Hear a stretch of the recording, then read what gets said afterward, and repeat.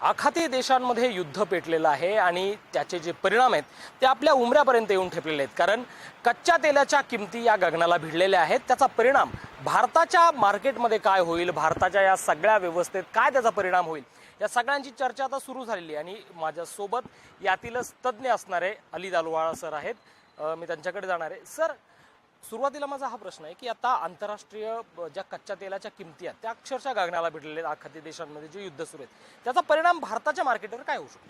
नमस्कार, माझं नाव अली दारुवाला, मी all India petrol dealer असोसिएशनचा राष्ट्रीय प्रवक्ता आहे।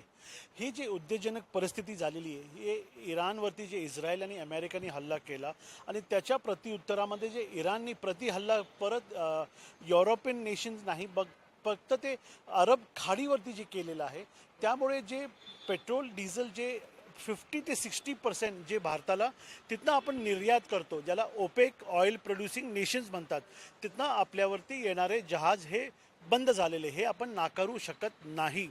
पण यामध्ये $70 युद्धाच्या पूर्वी बॅरलचा दर $70 प्रति बॅरल होता, ते जाऊन आता फक्त $79, फक्त $9 वाढलेले आहे। पण या अनुषंगाने तुमच्या माध्यमातून मी जनमानसला हे सांगू इच्छितो, भारताकडे येणाऱ्या 5 ते 6 महिने पुरल एवढा पेट्रोल डिझेलचा आणि केरोसिनचा साठा आहे। तर मला असं वाटत नाही का आपल्या पंपावरती लांब रांग लावायची आवश्यकता आहे, पेट्रोल डिझेलचं साठा करण्याची आवश्यकता आहे आणि नागरिकांनी बिलकुल चिंता करू नये, हे तुमच्या माध्यमातून मी हे लोकांना सांगू इच्छितो। सर, दुसरं असंही बरीच चर्चा अशी आहे की त्या युद्धजन्य परिस्थितीमुळे भारतातील पेट्रोलचे डिझेलचे दर वाढतील।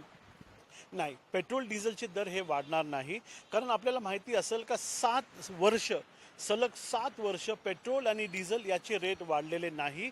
कोविडच्या टायमापासून आत्तापर्यंत पेट्रोल डिझेलचे रेट वाढले नाही। आपल्याकडे ते कुशन ज्याला म्हणतात, पेट्रोल डिझेलला कुशन, ते आपल्याकडे भरपूर कुशन आहे।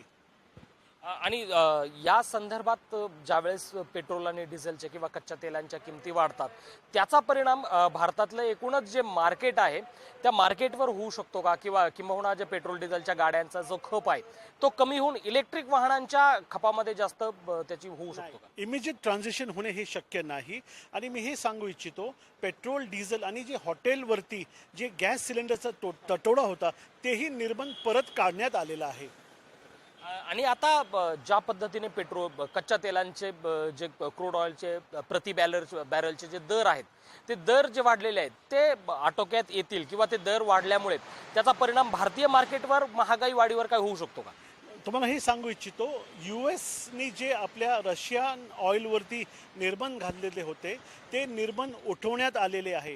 तर रशियापासून, मलेशियापासून आणि जे ईस्टर्न कंट्रीज आहे तिथनं आपलं येणारा पेट्रोल, डिझेल आणि गॅस LNG सप्लाय जे आहे हे सुरळीत आहे आणि नागरिकांना बिलकुल यासाठी घाबरायचं एकही कारण नाही।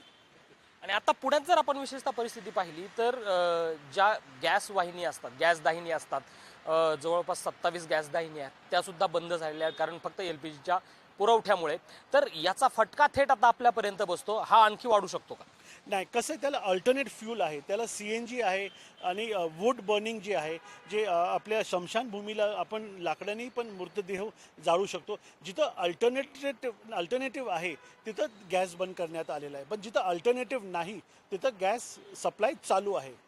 एकूणच तर काय ती प्रति बॅरलचे जे दर वाढले त्याचा थेट परिणाम भारतातल्या महागाईवर किंवा पेट्रोल डिझेलच्या दरवाढीवर होणार नाही असं दिसतंय। मी तुम्हाला सांगू इच्छितो आणि जिम्मेदारीने सांगू इच्छितो, पेट्रोल डिझेल याचे रेट वाढणार नाही। ग्राहकांनी संभ्रम ठेवू नये आणि लाडके पंतप्रधान आणि पेट्रोलियम मिनिस्टर हरदीप पुरी यांनी पूर्ण काळजी घेतलेली आहे। धन्यवाद। नक्कीच हे होते अली दारुवाला सर, आंतरराष्ट्रीय पेट्रोल डिझेल याची जी संघटना आहे त्याचे ते प्रवक्ते आहेत आणि त्यांनी थेट स्पष्टपणे सांगितलेलं आहे की जर कच्च्या तेलाची किंमत आंतरराष्ट्रीय बाजारात जरी वाढलेली असली प्रति बॅरल तर त्याचा थेट परिणाम भारतातल्या मार्केटवर होणार नाही। आणि जसे पेट्रोल डिझेलचे दर वाढण्याची चर्चा भारतामध्ये सुरू आहे तसं काहीही घडणार नाही, पेट्रोल डिझेलचे जे दर आहेत ते स्थिर राहतील असं अली दारुवाला यांनी स्पष्ट सांगितलं आहे। व्हिडिओ जर्नलिस्ट अनिल गजले सह अभिजित दराडे।